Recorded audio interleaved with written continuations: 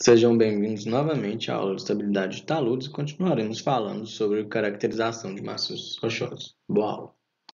Além daquelas diversas, características que nós levantamos na última aula, na primeira parte, o estado de alteração é de grande importância, né? Porque a gente sabe que quanto mais alterados os materiais, menor a sua resistência mecânica.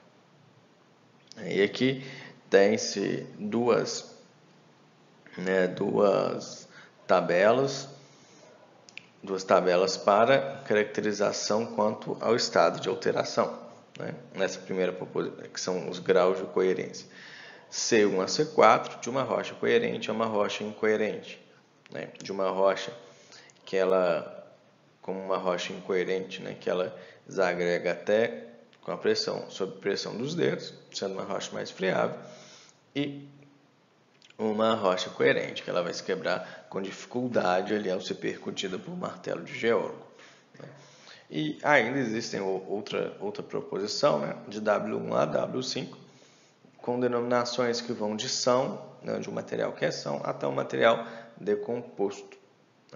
São, quando a gente não tem nenhum sinal de alteração, e o decomposto maciço vai apresentar, né, completamente friável.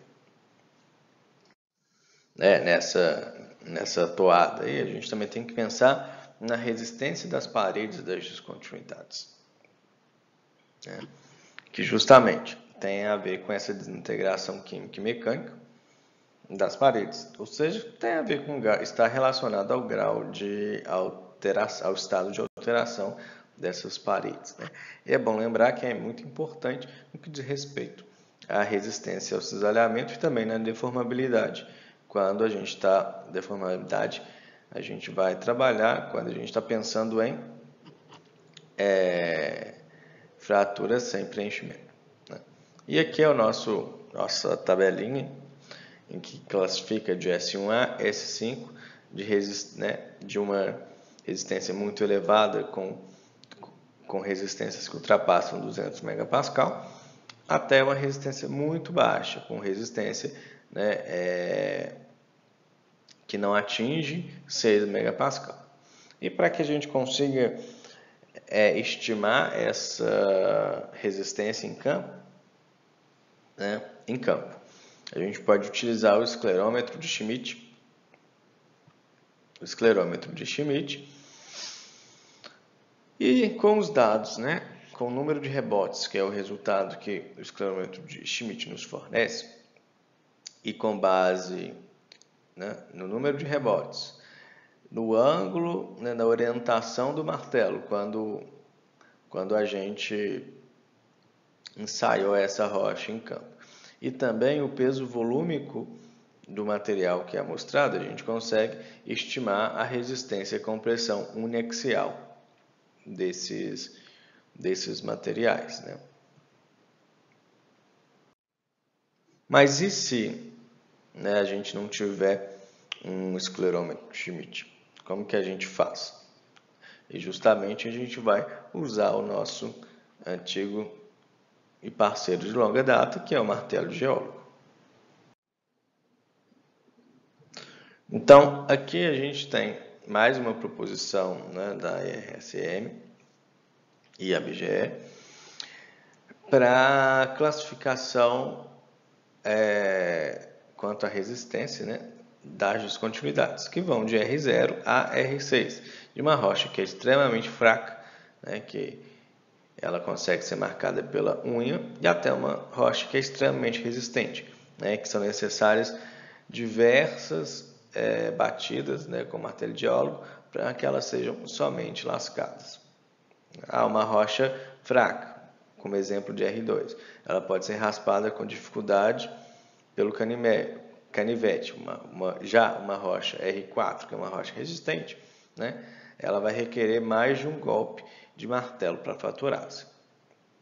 Então, é um método, com o qual a gente consegue estimar isso. Obviamente que se a gente tiver resultado de ensaios, de compressão axial, melhor ainda que foram ensaios de laboratório, em condições um pouco mais controladas do que batidas com martelo geólogo, né? Então, a gente consegue fazer uma comparação, né, dessas siglas, né, da classificação de R0 a R6 com faixas de resistência, né? R0 ali atingindo 0,5, né, a faixa de 0,25 e 1 megapascal, até R6 atingindo resistências superiores a 250 megapascal. Um aspecto importante, né, que deve ser observado é o número de famílias de descontinuidades que seccionam o maciço rochoso, né? A gente pensar, esse número ele é responsável pelo controle do comportamento mecânico do maciço rochoso. Quanto maior o número de famílias de descontinuidades, maior vai ser o grau de fraturamento desse maciço rochoso, né? Então, e isso vai, de certa maneira, vai determinar a deformação do maciço rochoso sem provocar fraturamento na rocha intacta, ou seja, a movimentação desse maciço somente por meio dos planos, né, das descontinuidades ali presentes. E isso, a gente acaba, esse número de famílias, só ressaltando, ela representa o grau de fraturamento. E quando a gente fala em grau de fraturamento, né, o grau de fraturamento, ele reflete o quê? Né? Sim, ele vai refletir a qualidade desse maciço rochoso.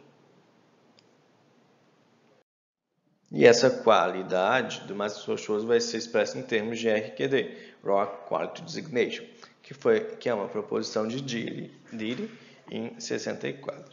E o RQD ele vai ser feito sobre furos de sondagem, né, na qual serão analisadas as frequências e o espaçamento das descontinuidades que seccionam ali, que interceptavam esse furo de sondagem.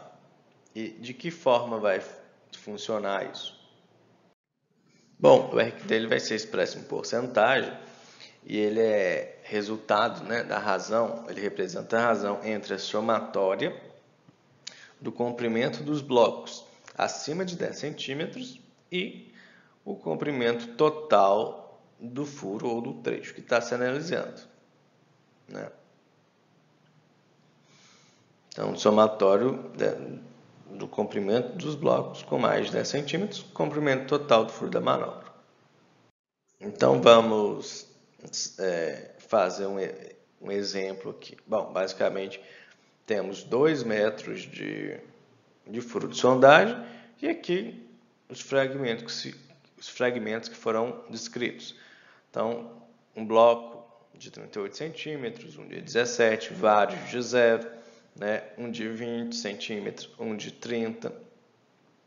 E aqui alguns blocos, 35, né, e aqui blocos que não foram recuperados. Então, nessa brincadeira, se são somente os blocos acima de 10 centímetros que a gente vai considerar, bloco 1 e 2, sim. Esse trecho 3, não.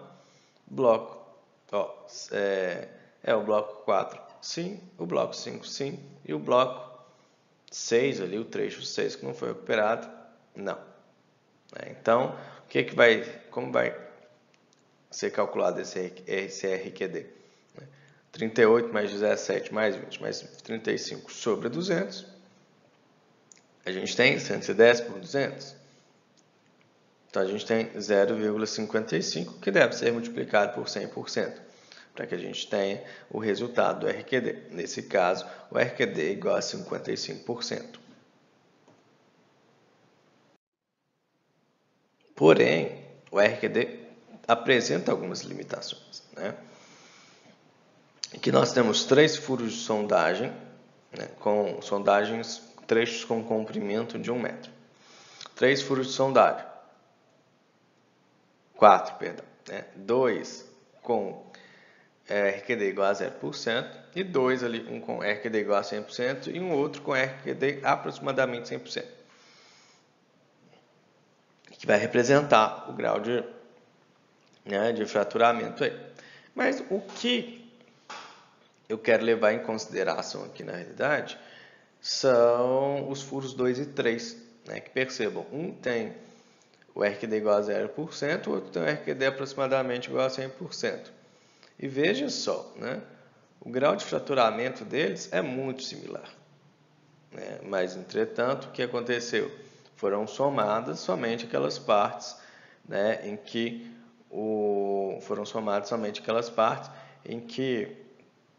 o ponto médio aqui, né, ultrapassasse os 10 centímetros. Então, aqui a gente tem um maciço de muita baixa qualidade e aqui um maciço de excelente qualidade.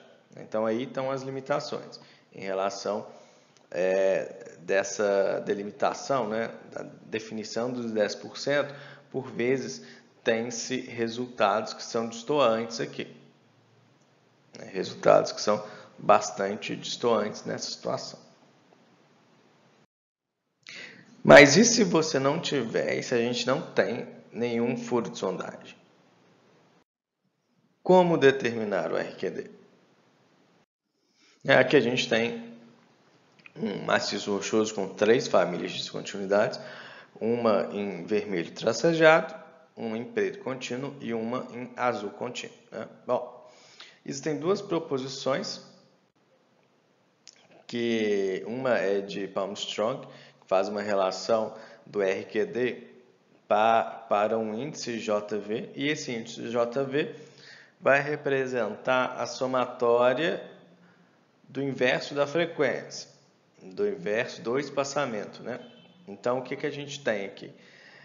Nesse caso que a gente tem 3 famílias de descontinuidades, o nosso JV seria 1 sobre o espaçamento da primeira família, mais 1 sobre o espaçamento da segunda família, mais 1 sobre o espaçamento da terceira família.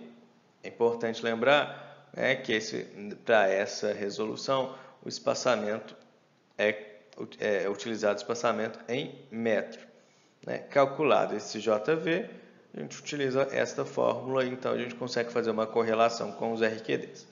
Ainda existe a proposição de Priest-Hudson, né, em que ele usa essa relação. Entretanto, ele não se baseia mais no espaçamento das famílias individualmente, né?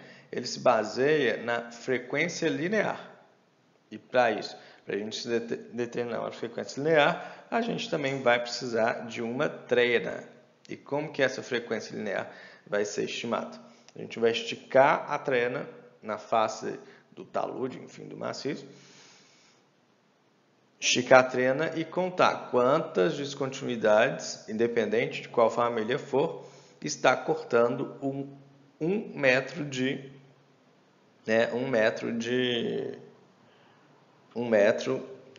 trena.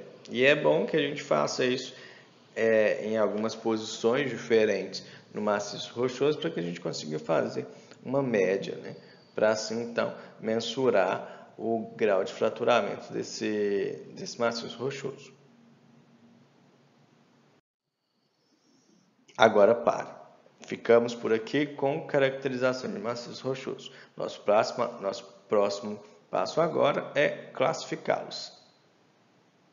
Até mais.